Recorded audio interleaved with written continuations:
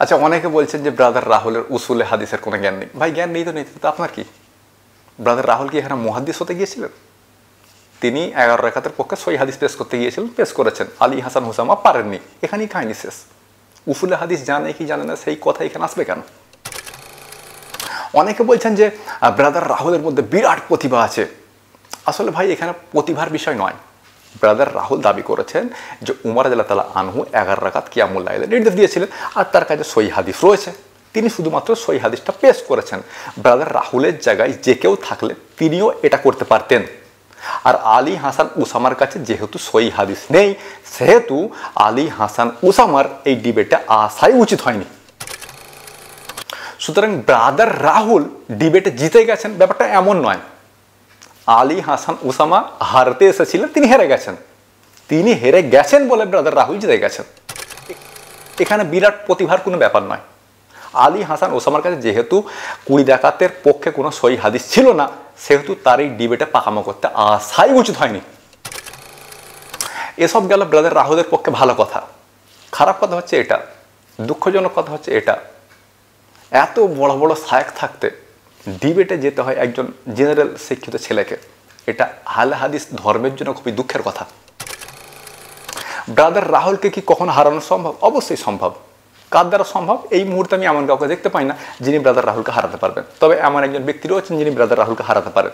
লোকে তাকে হোসেন কোরআনি বলে চেনে। ব্রাদার রাহুলকে আমার সঙ্গে ডিবেট আসতে বলুন না, আমরা প্লেন ঘরের ভেতর ডিবেট করে নেব। ডিবেটের বিষয় হচ্ছে এটা, আমার দাবি হলো তাবিজ এবং ঝাড়ফুঁক উভয় শিরক। এখানে ব্রাদার রাহুলের দাবি হলো তাবিজ শিরক বটে, কিন্তু ঝাড়ফুঁক শিরক নয়। সুতরাং আমার এই বিষয়ে একটা ডিবেট করলেই হয়।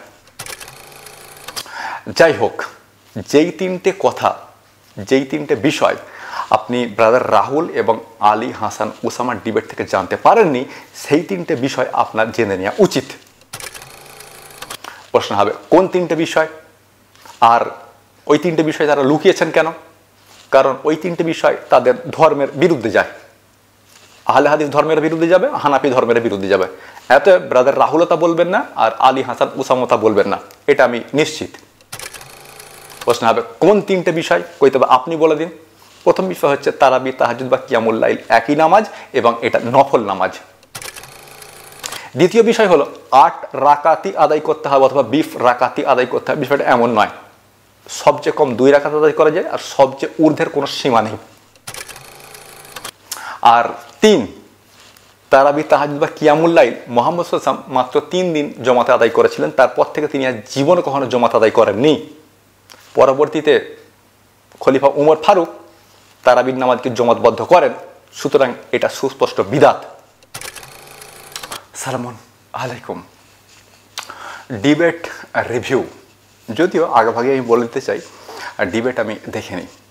প্রশ্ন হবে, ডিবেট দেখেননি তাহলে রিভিউ দেবেন কিভাবে? আসলে আমি তাদের অওকাতগুলো জানি, তাদের দৌড়টা আমি জানি। একজন আহলে হাদিস ধর্মের পক্ষে, আর একজন হানাফি ধর্মের পক্ষে।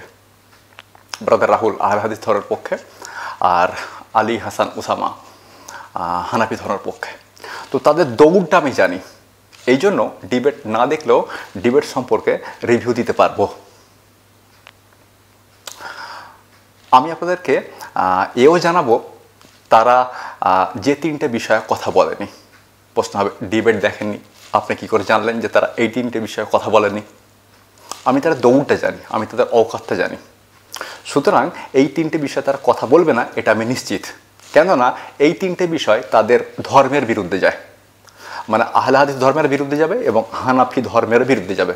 এই জন্য তারা এই তিনটে বিষয়ে কথা বলবে না, এটা আমি নিশ্চিত, যদি আমি ডিবেট দেখিনি। প্রশ্ন হবে, কোন তিনটি বিষয়? অবশ্যই কথা বলবো। সঙ্গে থাকুন, ভিডিওটা সম্পূর্ণ দেখুন, আর শেয়ার অবশ্যই করবেন। অবশ্যই এবং অবশ্যই শেয়ার করুন ভিডিওটা। যদিও তারাবি 8 রাকাত নাকি 20 রাকাত, অথবা 11 রাকাত নাকি 20 রাকাত, এই সম্পর্কে আমরা আগেও অনেক ভিডিও বানিয়েছি। আজকে আবারও ভিডিও বানাবো ইনশাল্লাহ।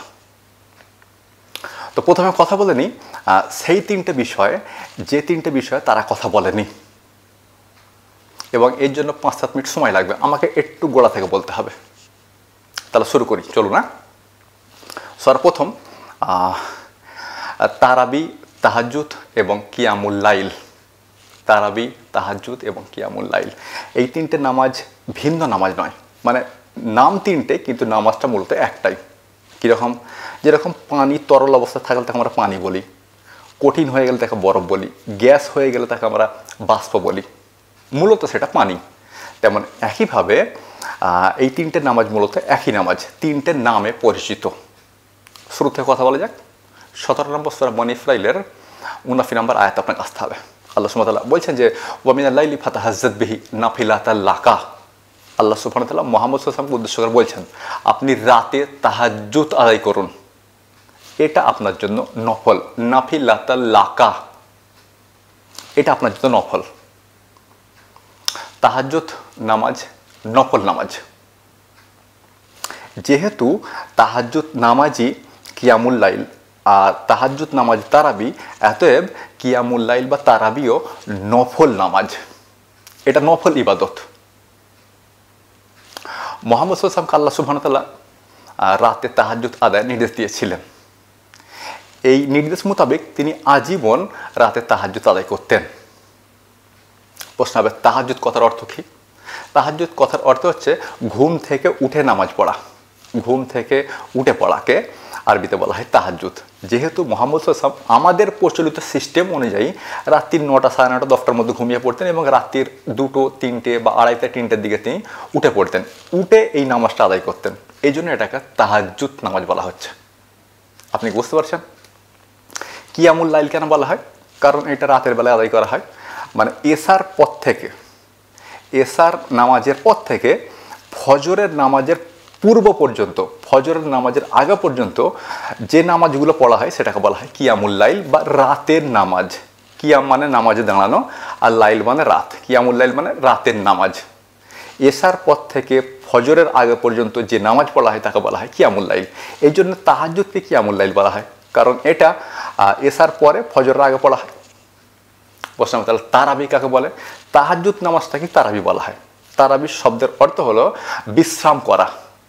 মুহাম্মদ সাল্লাল্লাহু আলাইহি ওয়াসাল্লাম তারাবির নামাজটা পড়তেন 8 রাকাত, বা তাহাজ্জুদ বা কিয়ামুল লাইল পড়তেন 8 রাকাত। তিনি প্রথমে 4 রাকাত পড়ে একটু বিশ্রাম নিয়ে আবার 4 রাকাত পড়তেন। এই কারণে এটাকে বলা হচ্ছে তারাবি। আপনি বুঝতে পেরেছেন? তাহলে মূল নামাজ হচ্ছে তাহাজ্জুদ, সেটা নফল। ওটা কি কিয়ামুল লাইল বলা হচ্ছে, ওটা কি তারাবি বলা হচ্ছে। তাহলে এই একটা বিষয় হলো যেটা আপনার জানানো, মানে যেটা আপনারা ডিবেট থেকে হয়তো জানেননি, এখান থেকে আপনারা জেনে গেলেন যে তারাবি, তাহাজ্জুদ বা কিয়ামুল লাইল এটা নফল নামাজ। অতএব এই নিয়ে তর্ক বিতর্ক করা মোটে উচিত নয়। প্রশ্ন হবে, দ্বিতীয় আর কোন বিষয়টা তারা আমাদেরকে জানায়নি? দ্বিতীয় বিষয় যেটা আপনাকে জানানি, মুহাম্মদ সাল্লাল্লাহু আলাইহি ওয়াসাল্লাম তারাবি পড়তেন 8 রাকাত বা তাহাজ্জুদ বা কিয়ামুল লাইল পড়তেন 8 রাকাত, এটা তো সত্য। তবে এও সত্য যে তারাবির নামাজ বা কিয়ামুল লাইল বা তাহাজ্জুদ নামাজ 8 রাকাতই পড়তে হবে, এটা জরুরি নয়। যেমন আহলে হাদিস ভাইরা দাবি করেন 8 রাকাত পড়তে হবে, কারণ মুহাম্মদ সাল্লাল্লাহু আলাইহি ওয়াসাল্লাম 8 রাকাত পড়েছেন। যারা হানাফি তারা বলে যে 20 রাকাত পড়তে হবে। উমর রাদিয়াল্লাহু তাআলা আনহু 20 রাকাতের নির্দেশ দিয়েছিলেন। সুতরাং 8 রাকাত বা 20 রাকাত এটা কোনো ম্যাটারই নয়। মুহাম্মদ সাল্লাল্লাহু আলাইহি ওয়াসাল্লাম 8 রাকাত পড়তেন, এটা সত্য, কিন্তু তিনি আমাদেরকে পড়ার নির্দেশ দিয়েছেন একটু ভিন্নভাবে। কীরকম? এক লোক মুহাম্মদ সাল্লাল্লাহু আলাইহি ওয়াসাল্লামের কাছে এলেন, এক লোক মুহাম্মদ সাল্লাল্লাহু আলাইহি ওয়াসাল্লামের কাছে এলেন। বুখারী হাদিস নাম্বার 990 সম্ভবত। এক লোক মুহাম্মদ সাল্লাল্লাহু আলাইহি ওয়াসাল্লামকে এলেন, এসে জিজ্ঞেস করলেন, আমি কিয়ামুল লাইল করতে চাই, কিভাবে নামাজ আদায় করব? মুহাম্মদ সাল্লাল্লাহু আলাইহি ওয়াসাল্লাম বললেন যে তুমি 2 রাকাত 2 রাকাত করে নামাজ পড়তে থাকবে। যখন তুমি ক্লান্ত হয়ে যাবে অথবা ফজরের সময় হয়ে আসবে, তখন তুমি 1 রাকাত বিতর আদায় করে দেবে এবং তোমার নামাজটাকে তুমি বেজর করে নেবে। তার মানে 2 রাকাত 2 রাকাত করে যত খুশি তত নামাজ আদায় করা যায়। 8 রাকাত, 16 রাকাত, 32 রাকাত, 64 রাকাত, 128 রাকাত, যত ইচ্ছা আপনি তত আদায় করতে পারবেন। ঊর্ধ্বের কোনো সীমা নেই, ঊর্ধ্বের কোনো সীমা নেই। ঊর্ধ্বে আপনি যত ইচ্ছা তত আদায় করতে পারবেন 2 রাকাত 2 রাকাত করে। আপনি কি বুঝতে পারছেন? আর নিম্নের সীমা হলো 2 রাকাত। তাহলে প্রথম যেটা আপনার জানা দরকার, যেটা আপনারা ডিবেট থেকে জানতে পারেনি, এটা নফল নামাজ। আর দ্বিতীয় বিষয় হচ্ছে এটা 8 রাকাত বা 20 রাকাত, এটা জরুরি নয়। আপনি সবচেয়ে কম 2 রাকাত আদায় করতে পারেন, আর সবচেয়ে বেশির কোনো সীমা নেই। আগে আমি 8 রাকাত নামাজ আদায় করতাম, মানে তারাবি, তাহাজ্জুদ বা কিয়ামুল লাইল হিসাবে আমি আগে 8 রাকাত নামাজ আদায় করতাম। কিন্তু যেহেতু 2 রাকাত নামাজ আদায়ের ফ্যাসিলিটি রয়েছে, সেহেতু কেন শুধু শুধু 8 রাকাত নামাজ আদায় করতে যাব। এই জন্য আমি ফিলহাল 2 রাকাত তারাবি তাহাজ্জুদ বা কিয়ামুল লাইল আদায় করি, আর তার সঙ্গে 1 রাকাত বেতের। এই দুটো বিষয় আপনারা ডিবেট থেকে জানতে পারেননি, তাই আমার মনে হলো এই দুটো বিষয় আপনাদেরকে জানানো উচিত। প্রশ্ন হবে, আপনি যে বললেন 3টে বিষয়, হ্যাঁ আর একটা বিষয়, জমাতে তারাবির নামাজ আদায় করা এটা বিদাত। জমাতে তারাবির নামাজ আদায় করা এটা বিদাত। প্রশ্ন হবে এটা বিদাত? জি, এটা বিদাত। এটা শুরু করেছিলেন হযরত উমর রাদিয়াল্লাহু তাআলা আনহু। তার আগে তারাবির জমাত হতো না। আবু বকরের জামানায় আবু বকর রাদিয়াল্লাহু তাআলা আনহু তিনি যখন খলিফা ছিলেন তখন তারাবির জামাত আদায় হতো না। উমারের সময়ও শুরুর দিকে তারাবির জামাত আদায় হতো না, পরবর্তীতে তিনি তারাবিকে জমাতবদ্ধ করেন। তার আগে তারাবির জামাত হতো না, এটা বিদাত। যিনি শুরু করেছেন উমর রাদিয়াল্লাহু তাআলা আনহু, তিনি নিজেই বলছেন এটা বিদাত। ঘটনা হয়েছিল এরকম যে মুহাম্মদ সাল্লাল্লাহু আলাইহি ওয়াসাল্লাম একবার রাতের বেলায় রমাদান মাসে বাড়ির ভিতরে মানে তার ঘরের ভিতরে তারাবি তাহাজ্জুদ বা কিয়ামুল লাইল আদায় না করে তিনি মসজিদে এসে সালাত আদায় করলেন। যখন তিনি এলেন তার সঙ্গে অনেক লোক মসজিদে এলেন সালাত আদায় করতে, এবং তার পিছনে তারা সালাত আদায় করলেন। তারপরের দিন একই ঘটনা ঘটল, তারপরের দিন একই ঘটনা ঘটল। প্রচুর লোক মুহাম্মদ সাল্লাল্লাহু আলাইহি ওয়াসাল্লামের সঙ্গে তারাবির নামাজ মসজিদে আদায় করলো। তারপরের দিন তিনি আর বের হলেন না ঘর থেকে। মানুষরা এসে নিজে নিজে নামাজ পড়ে সব চলে গেল। ফজরের সময় মুহাম্মদ সাল্লাল্লাহু আলাইহি ওয়াসাল্লাম নামাজ পড়তে বেরোলেন এবং বললেন যে আমি ইচ্ছা করেই নামাজ পড়তে বের হইনি, কারণ এভাবেই যদি আমরা জমাতে তারাবি আদায় করতে থাকি, যদি এই আমল আল্লাহ সুবহানাহু ওয়া তাআলা খুব পছন্দ করেন না, যদি তিনি ফরজ করে দেন, ওই জন্য আমি আর বের হইনি। আপনি বুঝতে পারছেন? তো মুহাম্মদ সাল্লাল্লাহু আলাইহি ওয়াসাল্লামের সময়ে তিনি মাত্র 3 দিন তারাবির নামাজ জমাতে আদায় করেছেন, তারপর তিনি আর জীবনে কখনো তারাবির নামাজ জমাতে আদায় করেননি। সুতরাং আমাদের উচিত জমাতে তারাবির নামাজ আদায় না করা, কারণ শুধু শুধু একটা আমল বাড়িয়ে লাভ কি ভাই? ঘরে আদায় করেন বউ ছেলেকে সঙ্গে নিয়ে। তো পরবর্তীতে আবু বকরের যুগ চলে যায়, উমারের যুগ চলে যায়, উমারের যুগের প্রথম অংশটা চলে যায়। পরবর্তীতে তিনি সবাইকে তারাবির জমাতবদ্ধ করে দিলেন। তার আগে পর্যন্ত মানুষরা বিচ্ছিন্নভাবে নিজেদের মতো করে তারাবি আদায় করতো, তাহাজ্জুদ বা কিয়ামুল লাইল আদায় করতেন। আপনি ব্যাপারটা বুঝতে পারছেন? হাদিস নাম্বার হচ্ছে 2012 এবং 2010, বুখারী হাদিস নাম্বার 2012 এবং 2010। মুহাম্মদ সাল্লাল্লাহু আলাইহি ওয়াসাল্লাম মাত্র 3 দিন তারাবির নামাজ জমাত আদায় করেছেন, তারপর তিনি আর কখনো জমাত আদায় করেননি। হাদিস নাম্বার 2012। উমর রাদিয়াল্লাহু তাআলা আনহু পরে এটাকে জমাতবদ্ধ করে দেন, এটা হচ্ছে হাদিস নাম্বার 2010, বুখারী হাদিস নাম্বার 2010। আপনি বুঝতে পারছেন? সুতরাং এই 3টে বিষয় তারা আপনাকে জানায়নি। 1, তারাবি তাহাজ্জুদ বা কিয়ামুল লাইল এটা নফল নামাজ। 2, এটা সবচেয়ে কম 2 রাকাত পড়া যায়, সবচেয়ে বেশির কোনো সীমা নেই। 8 রাকাত 20 রাকাতের কোনো গল্পই এখানে নেই। আপনি বুঝতে পারছেন? মুহাম্মদ সাল্লাল্লাহু আলাইহি ওয়াসাল্লাম 8 রাকাত পড়তেন, আপনিও চাইলে 8 রাকাত পড়তে পারেন, কিন্তু যেহেতু 2 রাকাতের ফ্যাসিলিটি দেওয়া রয়েছে, সেহেতু কেন আপনি শুধু শুধু 8 রাকাত পড়তে যাবেন?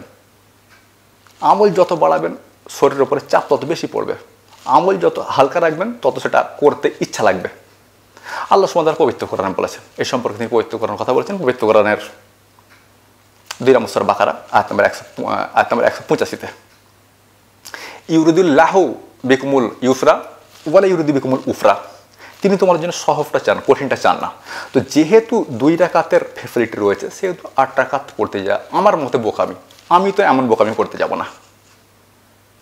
আপনি কি বুঝতে পারছেন? আল্লাহ সুবহানাহু ওয়া তাআলা সহজ চান, তো আপনি সহজটাকে গ্রহণ করুন না, কেন শুধু শুধু কঠিন করতে যান ব্যাপারটাকে? তো প্রথম হচ্ছে এটা নফল নামাজ। 2, সবচেয়ে কম এটা 2 রাকাত পড়া যায়, সবচেয়ে বেশি কোনো সীমা নেই, তবে উত্তম 2 রাকাতই পড়া আমার মতে। 3, তারাবির নামাজ জমাতে আদায় করা বিদাত, বাড়িতে বউ বাচ্চাকে নিয়ে আদায় করুন। মুহাম্মদ সাল্লাল্লাহু আলাইহি ওয়াসাল্লাম এভাবেই করেছেন। উমরের আগের যুগ পর্যন্ত এটা এভাবেই চলেছে। উমর রাদিয়াল্লাহু তাআলা আনহু এটাকে জমাতবদ্ধ করেন এবং তিনি নিজেই বলেন যে এটা বিদাত, বুখারী হাদিস নাম্বার 2010। এখন আহলে হাদিসদের একটা সমস্যা হচ্ছে কীরকম, তারা জমাতে তারাবি আদায়টাকে বিদাত বলে না, তারা জমাতে তারাবি আদায় করতে যায়, কিন্তু উমর রাদিয়াল্লাহু তাআলা আনহু এটাকে নিজেই বলেছেন এটা বিদাতে হাসানা, এটা ভালো বিদাত। অথচ এই আহলে হাদিসরাই আবার অস্বীকার করে যে বিদাত ভালো বা খারাপ হয় না। যখন হানাফিরা বলে যে বিদাত খারাপ ভালো 2 ভাগে বিভক্ত, কারণ উমর বলেছে এটা ভালো বিদাত, তখন আহলে হাদিসরা বলে না, বিদাত বিদাত, বিদাত খারাপ ভালো হয় না, অথচ তারা এই বিদাত অনুযায়ী জমাত তারাবির নামাজ আদায় করছে। আজব ব্যাপার এটা একটা। এই তিনটে বিষয় আপনার জানা উচিত ছিল, এই তিনটে বিষয় আমি আপনাকে জানিয়ে দিলাম। তারা আপনাকে তিনটে বিষয় কখনোই জানাবেন এটা আমি জানি, কেননা এটা তাদের ধর্মের বিরুদ্ধে যায়। এটা আহলে হাদিস ধর্মের বিরুদ্ধে যাবে, এটা হানাফি ধর্মের বিরুদ্ধে যাবে। ওকে, চলুন এবার আগে বাড়া যাক। তারাবি 11 রাকাত নাকি 20 রাকাত, এবং উমর রাদিয়াল্লাহু তাআলা আনহু কত রাকাত তারাবি আদায়ের নির্দেশ দিয়েছিলেন? তিনি জমাতবদ্ধ করেছিলেন, এটা তো আমরা জেনে নিয়েছি। তিনি কত রাকাত নামাজ পড়ার নির্দেশ দিয়েছিলেন? তো তিনি 11 রাকাত নামাজ আদায়ের নির্দেশ দিয়েছিলেন। যেভাবে মুহাম্মদ সাল্লাল্লাহু আলাইহি ওয়াসাল্লাম কিয়ামুল লাইল করতেন 11 রাকাত, প্রশ্ন আপনি যে বললেন 8 রাকাত, একটু বিস্তারিত বলছি, একটু সময় দিন। তো হাদিস রয়েছে সহিহ মুসলিম, হাদিস নাম্বার 736, এটা আন্তর্জাতিক হাদিস নাম্বার 736। মুহাম্মদ সাল্লাল্লাহু আলাইহি ওয়াসাল্লাম এশার পর থেকে ফজরের আগে পর্যন্ত মোট 11 রাকাত নামাজ আদায় করতেন। মোট 11 রাকাত। প্রশ্ন হবে কয়টি, হিসাব করে বলুন। এর মধ্যে তিনি 8 রাকাত পড়তেন তারাবি, তাহাজ্জুদ বা কিয়ামুল লাইল। ভালো করে শুনুন, এর মধ্যে 8 রাকাত পড়তেন তারাবি, তাহাজ্জুদ বা কিয়ামুল লাইল। আর এই নামাজগুলো আদায় করতেন 2 রাকাত 2 রাকাত 2 রাকাত 2 রাকাত করে, মানে 2 রাকাত আদায় করতেন, সালাম ফেরাতেন, আবার 2 রাকাত আদায় করতেন, আবার সালাম ফেরাতেন, আবার 2 রাকাত আদায় করতেন, আবার সালাম ফেরাতেন, আবার 2 রাকাত আদায় করতেন, আবার সালাম ফেরাতেন। এভাবে তিনি মোট 8 রাকাত নামাজ আদায় করতেন। আর এর সঙ্গে 1 রাকাত বিতর আদায় করতেন, এর সঙ্গে 1 রাকাত বিতর আদায় করতেন। তাহলে 8 রাকাত তারাবি, 1 রাকাত বেতের, তাহলে হয়ে গেল 9 রাকাত। এই 9 রাকাত নামাজ আদায় করে তিনি একটুখানি ডান দিকে কাত হয়ে শুয়ে থাকতেন। যখন ফজরের সময় হয়ে আসতো, তিনি খুব সংক্ষিপ্ত আকারে তিনি 2 রাকাত ফজরের সুন্নত নামাজটা আদায় করে নিতেন। তারপর আজান হলে তিনি মসজিদে বেরিয়ে যেতেন। তাহলে 8 রাকাত তারাবি, 1 রাকাত বেতের, 9 রাকাত, আর ফজরের 2 রাকাত সুন্নাত, মোট 11 রাকাত। আপনি বুঝতে পারছেন? সহিহ মুসলিম হাদিস নাম্বার 736। এই বক্তব্যটা বুখারীতে রয়েছে, বুখারী হাদিস নাম্বার 2013। বুখারীতে অবশ্যই এই বক্তব্য আরও কয়েকবার রয়েছে। তো হাদিস নাম্বার 2013, মুহাম্মদ সাল্লাল্লাহু আলাইহি ওয়াসাল্লাম প্রথমে 4 রাকাত নামাজ পড়ে নিতেন, মানে 2 রাকাত করে 4 রাকাত নামাজ পড়ে নিতেন, একটু বিশ্রাম নিতেন, তারপর আবার 4 রাকাত আদায় করতেন। এই কারণে এই নামাজটাকে তারাবি বলা হয়। আমি শুরুতে বলে এসেছি এটা। তারপর তিনি একটু বিশ্রাম নিয়ে নিতেন, তারপর আবার 3 রাকাত নামাজ আদায় করতেন, মানে এর মধ্যে 1 রাকাত বেতের আর 2 রাকাত ফজরের সুন্নাত। ব্যাপারটা ক্লিয়ার কি? আচ্ছা, উমর রাদিয়াল্লাহু তাআলা আনহু কত রাকাত তারাবি আদায়ের নির্দেশ দিয়েছিলেন? তিনি মুহাম্মদ সাল্লাল্লাহু আলাইহি ওয়াসাল্লাম যেভাবে 11 রাকাত নামাজ আদায় করতেন, তিনি 11 রাকাতেরই নির্দেশ দিয়েছিলেন। কোথায় পাবো? মিসকাত হাদিস নাম্বার 1302, 1302, মিসকাত হাদিস নাম্বার 1302। উমর রাদিয়াল্লাহু তাআলা আনহু 11 রাকাতেরই নির্দেশ দিয়েছিলেন, যেভাবে মুহাম্মদ সাল্লাল্লাহু আলাইহি ওয়াসাল্লাম 11 রাকাত নামাজ আদায় করতেন। কিয়ামুল লাইল হিসাবে 11 রাকাত নামাজ আদায় করতেন মুহাম্মদ সাল্লাল্লাহু আলাইহি ওয়াসাল্লাম। সেই মোতাবেকই হযরত উমর রাদিয়াল্লাহু তাআলা আনহু 11 রাকাত তারাবির নির্দেশ দিয়েছিলেন। এই হাদিস মিসকাতুল মাসাবিতে রয়েছে, এই হাদিস মুয়াত্তা মালিকেও রয়েছে। তিনি 11 রাকাতেরই নির্দেশ দিয়েছিলেন। আপনি মনে হয় এতক্ষণ বাংলা হাদিসটি স্ক্রিনে দেখতে পাচ্ছিলেন। যদি অনুবাদের উপর আপনার সন্দেহ হয়, তাহলে এটার ইংরেজি হাদিসটা আপনি একবার দেখে নিতে পারেন। যদিও মূল বক্তব্যটা একই, তিনি 11 রাকাতের নির্দেশ দিয়েছিলেন। রমাদানের রাতে তিনি 11 রাকাত নামাজ আদায়ের নির্দেশ দিয়েছিলেন। তাহলে এ পর্যন্ত মোটামুটি সমস্ত কিছু পরিষ্কার। মুহাম্মদ সাল্লাল্লাহু আলাইহি ওয়াসাল্লাম 8 রাকাত তারাবি আদায় করতেন। কিয়ামুল লাইল হিসাবে টোটাল নামাজটা আদায় করতেন 11 রাকাত। উমর রাদিয়াল্লাহু তাআলা আনহু 11 রাকাতেরই নির্দেশ দিয়েছিলেন। তিনি 20 রাকাতের নির্দেশ দিয়েছিলেন, এই মর্মে বহু হাদিস রয়েছে, কিন্তু প্রত্যেকটা হাদিসই যায়িফ, প্রত্যেকটা হাদিসই যায়িফ। তিনি 11 রাকাতের নির্দেশ দিয়েছিলেন, এটা সহিহ হাদিস। এ পর্যন্ত ব্যাপারটা আমি মনে হয় পুরো পরিষ্কার করে দিয়েছি। ব্রাদার রাহুল, আমার যতদূর জানা, তিনি এই হাদিসগুলো পেশ করেছেন। পেশ করার পর তিনি বিভিন্ন হানাফি স্কলারদের লেখা বই থেকে উদ্ধৃতি করেছেন যে অমুক হানাফি স্কলার এই বলেছেন, অমুক হানাফি স্কলার এই বলেছেন, অমুক হানাফি স্কলার এই বলেছেন, মানে তারা সবাই এই 11 রাকাতের পক্ষে কথা বলেছেন। তিনি এইরকম বহু হানাফি স্কলারদের বই থেকে উদ্ধৃতি করেছেন। তিনি এমনটাই করে থাকেন। আমি তাকে ভালোভাবে চিনি, কারণ আমরা একই গোয়ালের গরু, বুঝতে পারছেন? এই জন্য আমি তাকে একটু ভালোভাবে চিনি। তো তো যাই হোক, অনেকে আমাকে বলেন যে ব্রাদার রাহুল সবসময় জিতে যায় কেন, ব্রাদার রাহুল সবসময় জিতে যায় কেন, আর এটা কি বিরাট বড় কোনো একটা ব্যাপার? তো এই প্রশ্নের উত্তর হয় এটা বিরাট বড় কোনো ব্যাপার নয়। ব্রাদার রাহুলের কাছে সহি হাদিস রয়েছে যে উমর রাদিয়াল্লাহু আনহু 11 রাকাতের নির্দেশ দিয়েছিলেন। এখন আলী হাসান উসামার এখানে পাকামো করতে আসাটাই উচিত হয়নি। যখন সহি হাদিস বলছে তিনি 11 রাকাতের নির্দেশ দিয়েছিলেন, তখন কেন আপনি পাকাম করতে আসবেন? সুতরাং হার তো আপনার ভাগ্যে থাকবে, মানে আপনি তো হারবেনই বটেই। কিভাবে আপনি জিততে পারেন যখন সহি হাদিস রয়েছে আপনার বিরুদ্ধে? তখন আপনার এখানে আসাই উচিত হয়নি। আপনি এমন হাদিসগুলো পেশ করছেন যেগুলো সনদ জয়ীফ। তো জয়ীফ হাদিসতে আপনি সহি হাদিসকে হারাতে এসেছেন, এটা কখনো সম্ভব? আপনি নিজে হেরে যাবেন, এটাই তো সাধারণ বিষয়। আপনি কীভাবে জিততে পারেন? ব্রাদার রাহুল কেন হারে না? কারণ তার দাবির প্রেক্ষিতে তার কাছে সহি হাদিস রয়েছে। ব্রাদার রাহুল হারে না কেন? কারণ তিনি যে দাবিটা করেন তার দাবির প্রেক্ষিতে তার কাছে সহি হাদিস রয়েছে। আর আলী হাসান উসামা হেরে গেলেন কেন? কারণ তার দাবির প্রেক্ষিতে তার কাছে কোনো সহি হাদিস নেই। তিনি ভালোভাবে জানতেন যে 11 রাকাতে সহি হাদিস রয়েছে, মিসকাতে মুয়াত্তা মালিক হাদিস রয়েছে, তারপরও তিনি পাকামো করতে এসেছেন। সুতরাং এখানে হারা তো স্বাভাবিক। ব্রাদার রাহুল জিতেছে ব্যাপারটা এমন নয়। আলী হাসান উসামা হারতে এসেছিলেন, তিনি হেরে গেছেন, আর ব্রাদার রাহুল এ কারণে জিতে গেছেন। আপনি বুঝতে পারছেন? এটা কোনো বিরাট প্রতিভার ব্যাপার নয়। ব্রাদার রাহুলের জায়গায় যে কোনো সাধারণ ছেলেকে বসিয়ে দিলে ঠিক একই কাজটাই করতেন।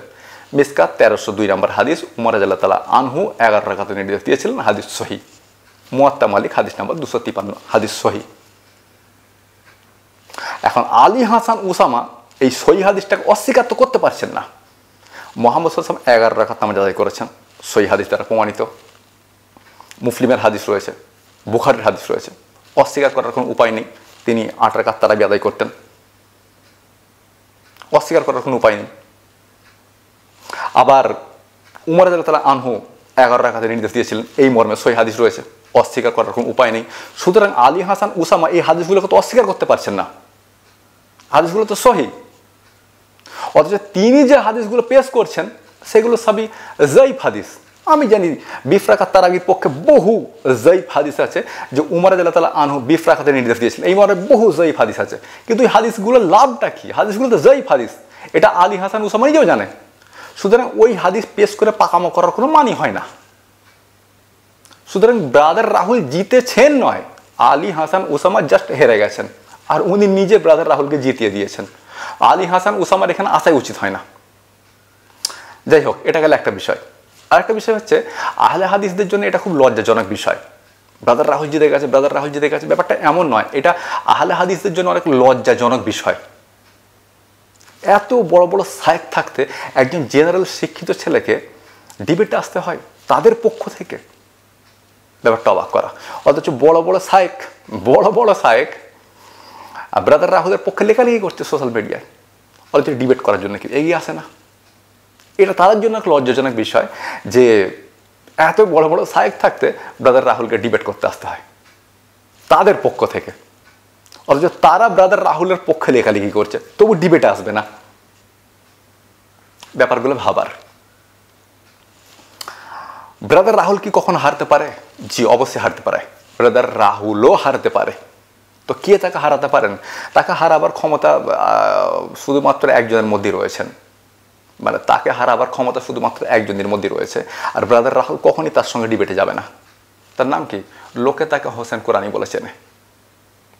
ব্রাদার রাহুলকে আসতে বলুন না ডিবেটে, ব্রাদার রাহুলকে ডিবেটে আসতে বলুন, সাধারণ ডিবেটে। এত বড় আয়োজনের কোনো দরকার নেই। আমার কাছে ক্যামেরা রয়েছে, আমার কাছে আসতে বলুন, আমরা দুজনে এই সোফায় বসে ডিবেট করে নেব। ডিবেট হবে কোন বিষয়? ডিবেট হবে তাবিজ এবং ঝাড়ফুঁক উভয় শিরক, এই বিষয়ে ডিবেট হবে। আমার বক্তব্য হচ্ছে তাবিজ এবং ঝাড়ফুঁক উভয় শিরক, আর তার বক্তব্য হবে তাবিজ শিরক বটে কিন্তু ঝাড়ফুঁক শিরক নয়। তো এই বিষয়ে ছোট একটা ডিবেট করে নিলেই হয়, ডিবেটের ফলাফল আপনারা চোখে দেখতে পাবেন। যাই হোক, বক্তব্য শেষ করছি। আপনাদের কাছে আবার ছোটো মতো একটা আবেদন, ভিডিওটা অনেক বেশি শেয়ার করুন, অনেক বেশি শেয়ার করে প্রত্যেকটা মানুষের কাছে পৌঁছে দেন এটা।